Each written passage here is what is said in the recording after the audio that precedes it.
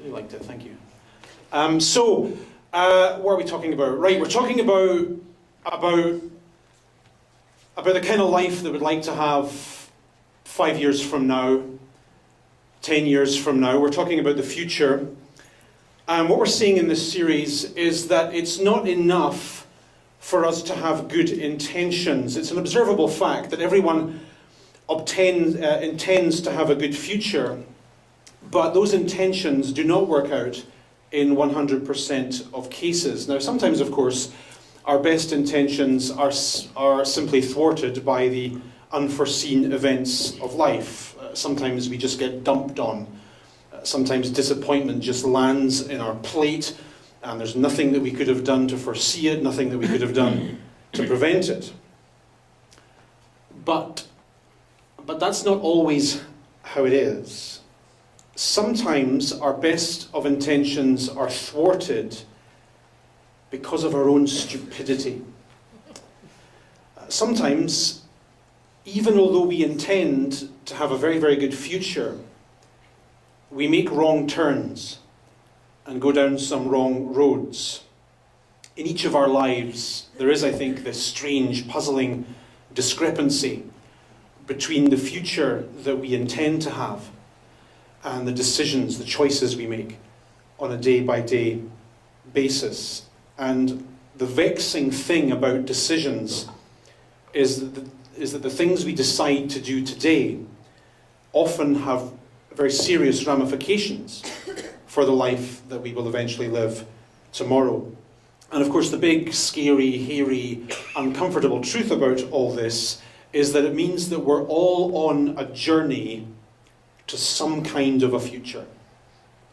We're all headed to some kind of a tomorrow. And as we think about what we're doing and how we're living, it causes us, I hope, to think about where our life is headed. And so over the last 2 weeks, I'm sure, you've been thinking perhaps about your spending habits, you've been thinking about your social activities, you've been thinking about your health, you've been thinking about your career, your lifestyle, your relationships, and you've been extrapolating all of that into the future.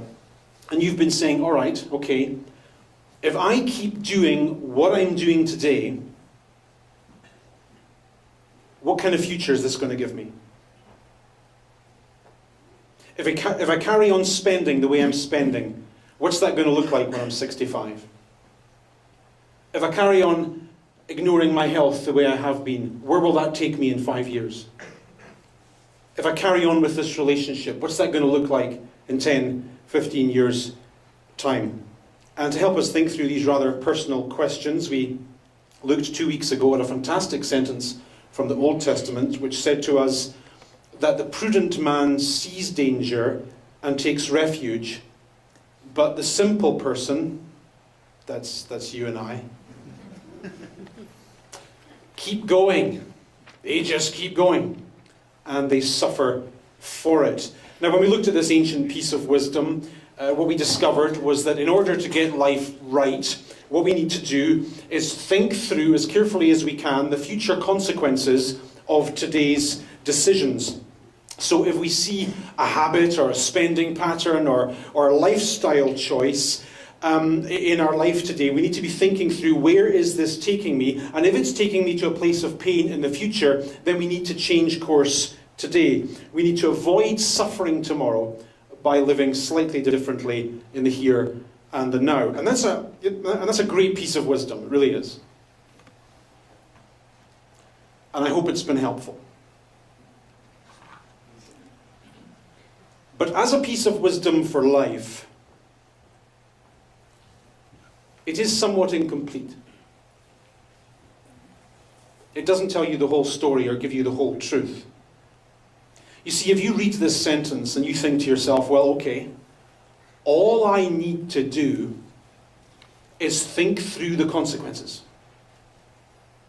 All I need to do is figure out where this is all headed, and once I've figured that out, I'll make the necessary adjustments and I'll spare myself pain in the future. If you think it's that simple, you are setting yourself up for failure. So if somebody gave you a database, right? And that database contains the likely outcome of all possible scenarios. And you typed into that database, I'm thinking of doing X activity. And then the database told you that in 65,000 cases of the people who did the activity that you're thinking of doing, 64,500 of those ended badly. This verse implies that armed with that information, you will always make the right choice. That having seen the danger, having been made aware of it, you will always take a preventative course of action. That's the implication. And I'm sorry, but life just isn't that simple. If you were a computer, life might be that simple, but you're not. You're a flesh and blood human being. When it comes to making good decisions that will set you up for a good future, when it comes to avoiding bad decisions that will diminish your future, your problem is not always a lack of information or an absence of insight or wisdom. Your problem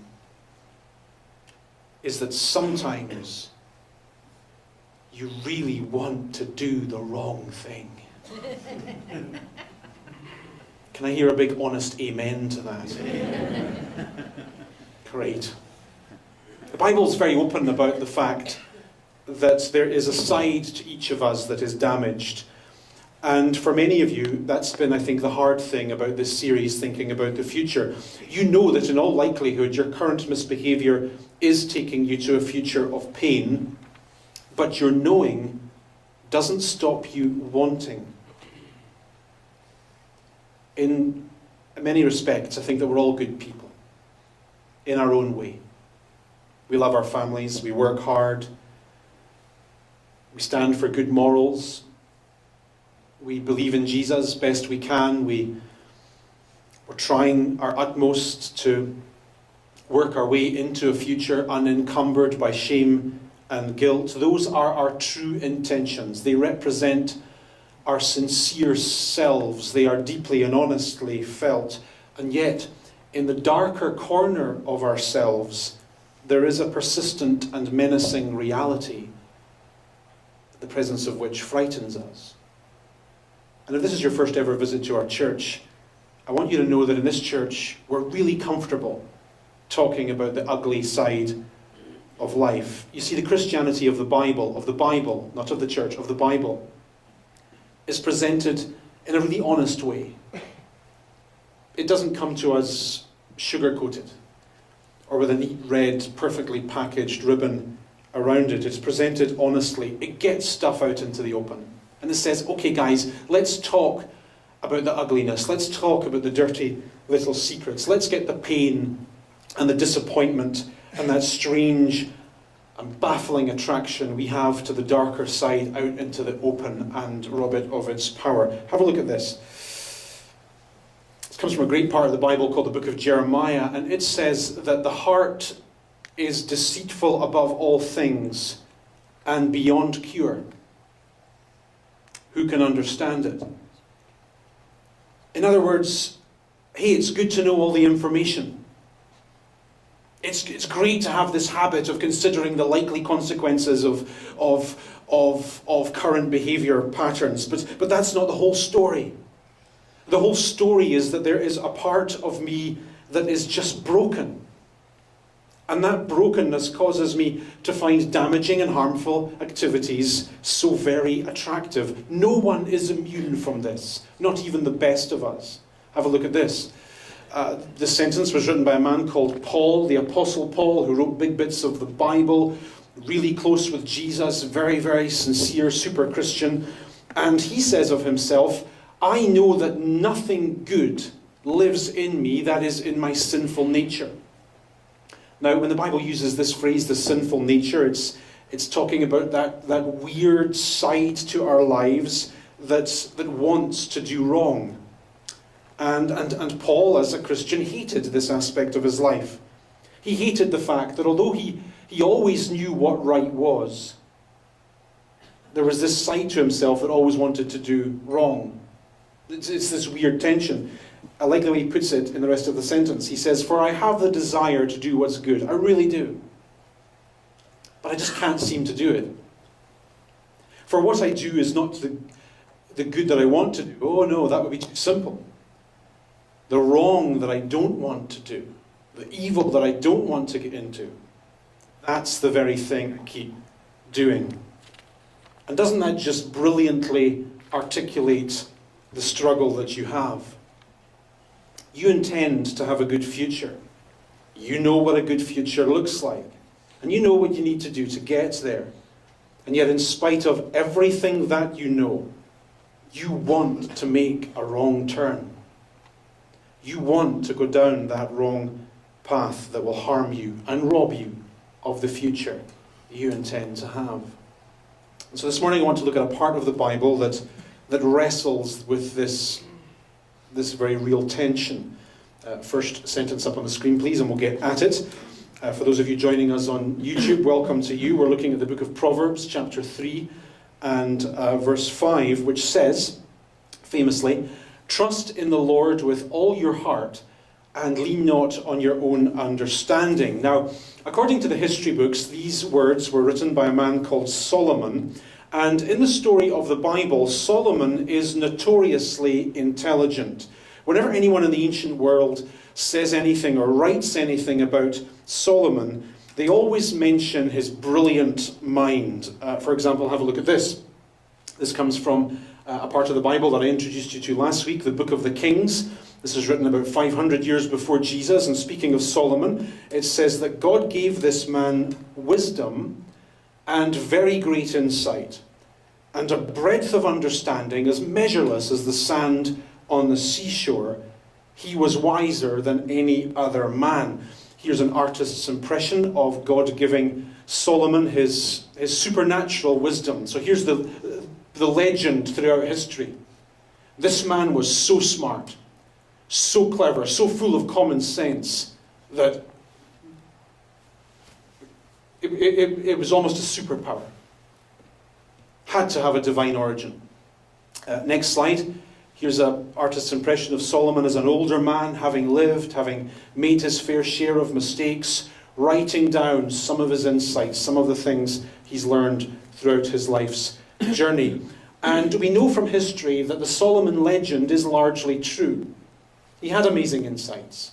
He knew about politics, about finance, about architecture, about love. He wrote this book of the Bible called the Song of Songs, which is basically an Iron Age love manual, and it's pretty good. He wrote this other part of the Bible called the book of Ecclesiastes. And if you're under 40 and you read that book, you're like, oh, this is so cynical.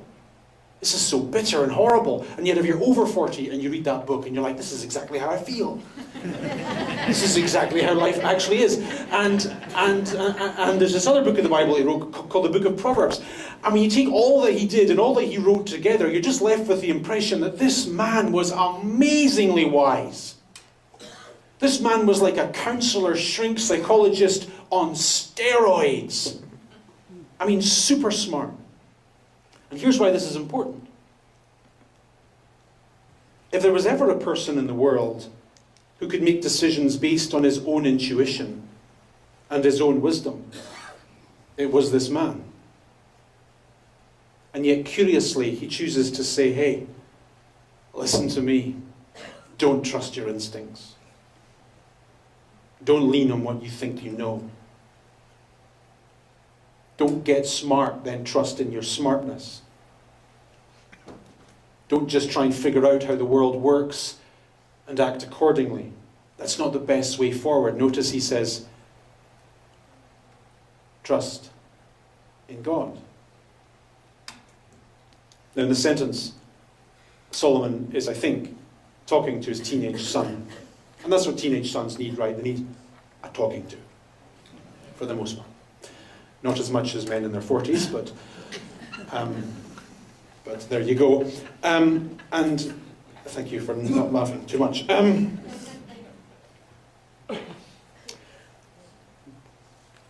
he's saying to his teenage son, son, listen to me.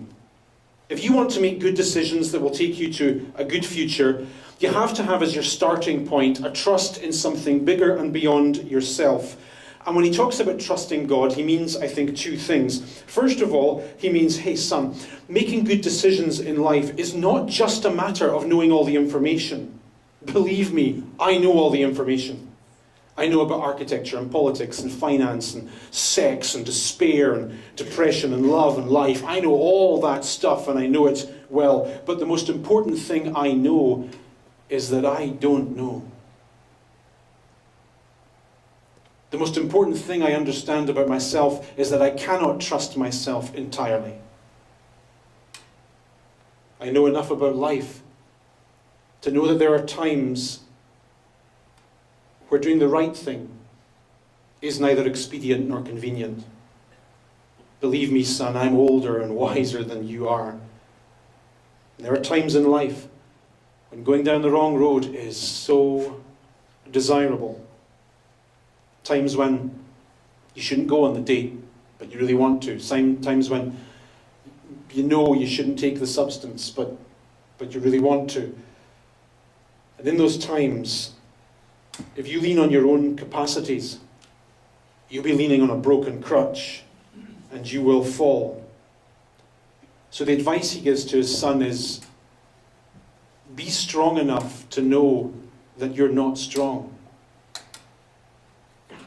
Be wise enough to figure out that you're not all that wise.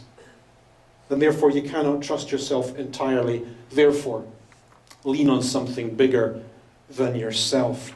So, when you come to a fork in the road, have the smarts to say, God, I simply don't trust myself right now to do the right thing. And I'm admitting, I'm not going to hide it. By the way, this is a rant. Pause on the script, I'm going to rant. This is the part when the elders get nervous. But you know why churches are so often such dysfunctional places, and why Christians are so often quite nasty and deceitful and liars and all that? I have a theory. It's because church is a place that pressures you to be perfect. And you're obviously not perfect. And if you're in a place where you're not perfect, but you feel you have to be perfect, you're forced into a situation where you have to be a liar. You have to pretend. And that eats away at your soul and makes something bad out of you. Rant over. Back to the script. Jesus is nice and he makes everything okay. What was I saying? Right, so you're in this place, and you openly admit that I really want to do the wrong thing right now. I really want to do the wrong thing, and there's no point lying to myself about that. And so the advice is, go to God with it. Trust God with it. Be open and honest with God about it, and ask for help. And the Bible does say, does it not, that God is there to help us get out of trouble. For example, have a look at this. This was written by the Apostle Paul. This is the same man we looked at earlier, who said that he had this huge tension in life between wanting to do the right thing, but not quite being able to do it, and not wanting to do the wrong thing, yet always managing to end up doing that. And in his experience, God can be relied on. God is faithful. And he says, God won't let you be tempted beyond what you can bear. And that's interesting, because the lie of temptation is, of course, I can't bear this.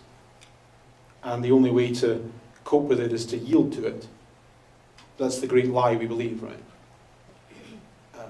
Paul says, in my experience, that's not how it is. God takes you beyond that, and he will provide a way out if you look for it hard enough. So when the father says to his son, trust God with all your heart, and not just on your own understanding, he means that. He's also referring to the fact that there is a right way to do life, and there is a wrong way to do life. And as I was going to say as a young teenager, but perhaps as a person of any age, that often makes little sense. And when he says trust in the Lord, he partly means trust, please, that God's way of doing life is the right way. Look at how he begins his lecture to his son. He says, my son, don't forget my teaching. Don't forget it. Pay attention to my commands in your heart. one of the pet hates that I have is the overthinking of faith and the overcomplicating of Christianity. I think that one of the best things that we can do in life is just try to do the next right thing. Right? It's not too difficult. Just try to do the next right thing for you. And each and every one of us knows exactly what that is. And yet we resist doing it because it's too difficult. And it's in that context that the older father says to his younger son, listen to me. Doing the right thing is always the right thing to do, because God stands behind what's right. And you just have to trust that, even when you don't feel it. You have to trust that what God says about your relationships and your habits and your attitudes and all that is right. And having trusted it, you have to further trust that doing the right thing is the right thing to do. Then he goes on to say, he says, in all your ways,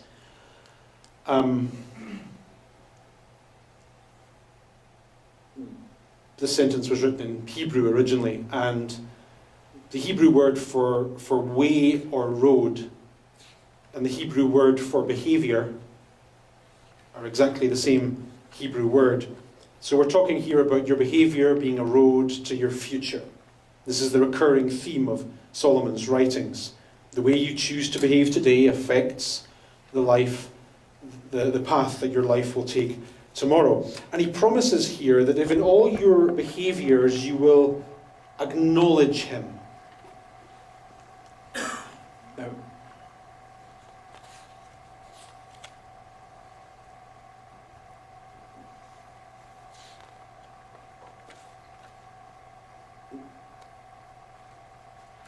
the word acknowledge makes me nervous in church, because I think that to acknowledge God is in some ways to admit or to accept that God exists. And that acceptance can be entirely dispassionate. And therefore it's possible for you to believe in God and yet still be a total jerk in your Monday to Friday life. Does anyone know anyone like this? Has anyone had the experience that a deeply religious person who believes all the right stuff is in fact quite nasty and quite venal and all that stuff? The writer here is not asking his son to admit that God is real or to subscribe to a set of orthodox belief. He's literally saying, in all your ways, in every path that you walk down, in every detail of your behavior, what I want for you, son, is for you to know your God. And for this writer, the knowledge of God is always a personal thing. It's not knowing facts about, it's having a relationship with. The English language makes this distinction. For example, I know Bradley Cooper. I know that Bradley Cooper is an actor. I know that he had starring roles in Hangovers Parts 1, 2 and 3. Not that I've seen those films, of course, because I'm a Christian. I know that he was in Silver Linings Playbook, American Hustle. I know that he used to date Renee Zellweger. I know that he doesn't drink alcohol. I know stuff about Bradley Cooper, but I do not know Bradley Cooper. And it is this latter personal knowledge that the father urges his son to acquire. Not just in church. The knowledge of God in church is meaningless. It is meaningless for you to be sitting here right now in this place with these songs and these words, with these people, to say that you know God. It means nothing. It is worth nothing. Where it counts is in the basement when you're watching television. Where it counts is in the boardroom when you're doing a deal. Where it counts is when you socialise, when you spend money, when you speak to strangers, when you pass a bum on the street, when your neighbour's wife makes a pass at you. In all those ways, the Father is saying. In those paths. Know your God. Now, confession time. I know that I sometimes say things to you that make you worry about the state of my soul. Thanks for laughing at the state of my soul, Jane.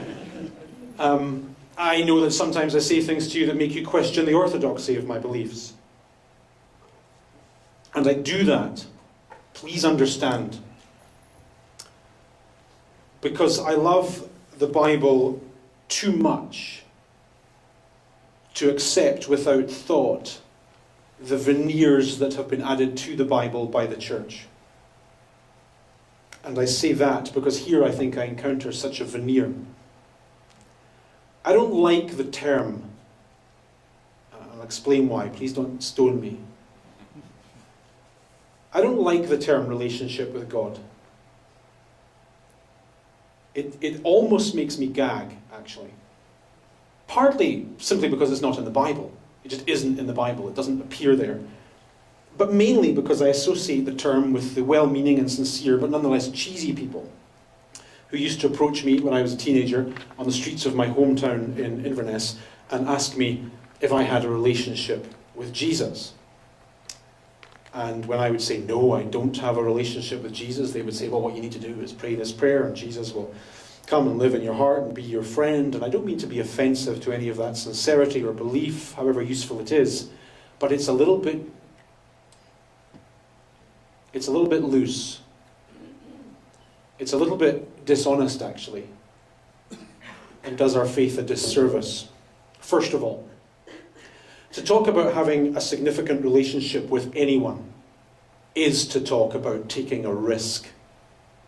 If you want to know me, you have to be willing to take the risk involved in having a relationship with me, and the deeper that relationship is, then the greater those risks are. There's that story in the Bible, isn't there? Remember? Jesus is walking along and this guy says to Jesus, Jesus, I'll follow you wherever you go. Wherever you go, I'll go. I'm yours, I'm your friend. I'll be in a relationship with you and I'll never end. And Jesus says, oh, really? Because here's the reality. Foxes have holes, birds of the air have nests, but I have nowhere to lay my head. In other words, you say that you want to have this relationship with me, but before you say that, consider the risks. Follow me, your life might get worse, not better. You might end up with nothing like I ended up with nothing. You might end up being hated like I'm hated. It's not all sweetness and light. And if you want to be in a relationship with me, that's the risk you'll take. It'll change the way you see everything. It'll colour every aspect of your subsequent life. It's not a supplement, it's a transformation. Second of all, having a relationship with God is not primarily expressed in subjective things like feelings and the prayers that you pray or all that. It's primarily expressed in the way that you live. When Solomon lectures his teenage son about the importance of knowing God in all his ways, he's talking brutally and honestly about doing the right thing, about obeying God in the little details. To have a relationship and to obey God are one and the same thing. What's that line Jesus said? If you love me, you'll obey my commands. Have a look at this. This is a part of the Bible, it comes from the Old Testament, and it looks forward to the time of Jesus. It looks forward to the new deal between God and the church. And God says, this is the new covenant, this is the new promise, this is the new era that I'll make with the house of Israel. I'll put my law in their minds. I'll write it in their hearts. And when that happens, they'll know me. When my law is in them, they'll be in a relationship with me. Then I'll be their people. Then they'll be my God. You see this connection between the law of what's right and knowing God. So the well-meaning guys who approached me in the streets of my hometown, who asked me if I had a relationship with Jesus, didn't quite give me the whole picture of what that entailed. A more honest approach would have been to say something like, hey, would you like to take a risk on Jesus? Would you like to stake everything on him, though you don't know exactly what that will mean in the end? I mean, really. If you get to know Jesus, it'll change everything. Some of the stuff that you're currently into, you won't be able to be into anymore. Some of the stuff that you currently don't care all that much about, you'll need to begin caring about it because Jesus cares about it. And this is the very risk that the Father asks his Son to take in all the ways of your life. Know God.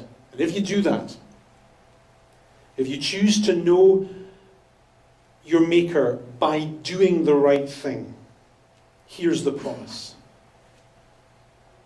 He will make your paths straight. God, I think, does want to lead us to a life better lived. He wants to lead us to a future where we don't have to look back with regret and loss. And he pleads with you, as he pleads with me, trust me. With all your heart, just trust me. In all the ways of your life, from the boardroom to the basement, know me. Know me in the commands I give you. Know me in the things I ask you to do. And I will lead you to a good and a better tomorrow. When thinking about the better future we'd like to have, I guess what he's saying is you don't just need more information. You need to be a little bit more willing to do the next right thing. Oh, I hate this just as much as you. Any questions? It's not what we want to hear, of course, is it? It would be so much simpler for our souls. We'd leave church feeling an awful lot better if we could hear something like, let's all pray right now and Jesus will make it all okay. And, let's give an extra $500 and it'll be fine. So much harder to hear, you know what's right, go and do it. But that's where it's at. Any questions? Please someone ask something, otherwise I'll think you all hate me and they actually want to stone me or something. I spoke with a family once. I'm in a talking mood here. 2 minutes. There was this family I spoke to once in an exorcism situation. They weren't here, you don't know them, so I'm not telling stories out of school. They were from overseas, and they just got it into their heads that they were cursed. It sounds weird, but that's what they believed, and it did affect their life. I suspect primarily because they believed it. And it caused them to make bad choices. The stuff they believed about themselves caused them to make bad choices. They went to see a person about this in Bombay, of all places. Flew to Bombay, saw this expert, and for a large sum of money, I think $5,000, there was rituals involved. Chickens and circles and salt and sand. Long story. And they were willing to keep spending it. And when they eventually got to me and told the long story and all the stuff they'd done and all the stuff they'd tried, the advice they were given was just, yeah, I'll pray for you, absolutely. I will, and I'm gonna. But what you really need to do is just get out of here and make better choices. And stop it. And I never saw them again. It's too simple. Guess I should have taken the $5,000. Let me pray for you.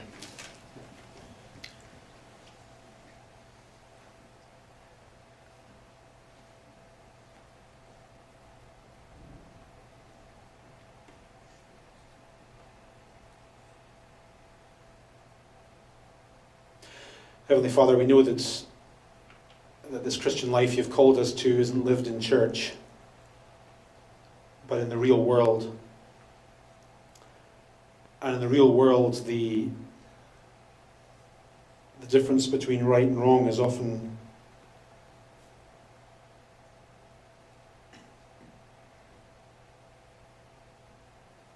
it's hard. We live often in this place of tension between the good that we want to do and can't, and the wrong that we want to avoid but can't. And it's often such a struggle for us, and we make such mistakes, and we feel at times so depressingly human, and it gets us down. And in this church, in this place of grace, in this place of forgiveness and mercy, we remember that you died for the humanness of our humanity, for the darkness of our souls. We remember that you accept us as we are when we walk in this door, warts and all. And so we bow before you on our fallen, dirty, sin-stained knees, and we ask you for mercy. We ask you for help, and above all this week we ask you for strength to do what's right and to avoid what's wrong. And we ask this for the sake of our souls, and in Christ's name. Amen.